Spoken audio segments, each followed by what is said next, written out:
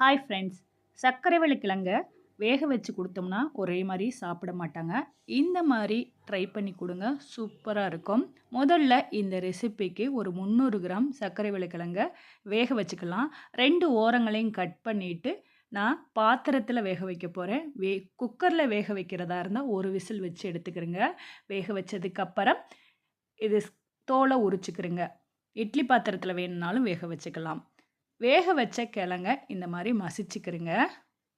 கட்டி இல்லாம நல்லா மசிச்சதுக்கப்புறம், இது கூட வறுத்த ரவ, வறுக்காத ரவ எதுனாலும் 1/2 கப் சேர்த்துக்கிறங்க.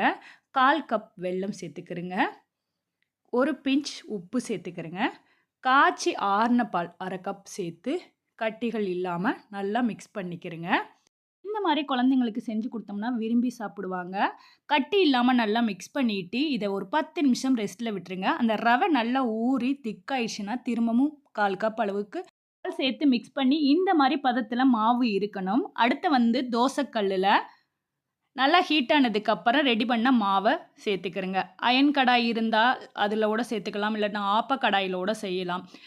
இந்த மாரி ஊத்துனதுக்கப்புறம் வெள்ள எள்ளு சேர்த்துக்கிறேன். வெள்ள எள்ளுக்கு பதிலா தேங்காய் திருகுள்ளோட சேர்த்துக்கலாம். கொஞ்சமா நெய் சேர்த்துட்டு, ஒரு பக்கம் வெந்ததும் அடுத்த பக்கம் திருப்பி விடுங்க.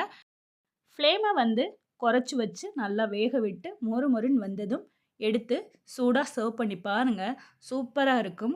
கண்டிப்பா இதே போல சர்க்கரைவள்ளி கிழங்க யூஸ் பண்ணி ட்ரை பண்ணிட்டு உங்களோட ஃபீட்பேக்க நித்திலம் சேனலுக்கு மறக்காம கமெண்ட் பண்ணுங்க. இந்த வீடியோ பிடிச்சிருந்தா லைக் குடுங்க.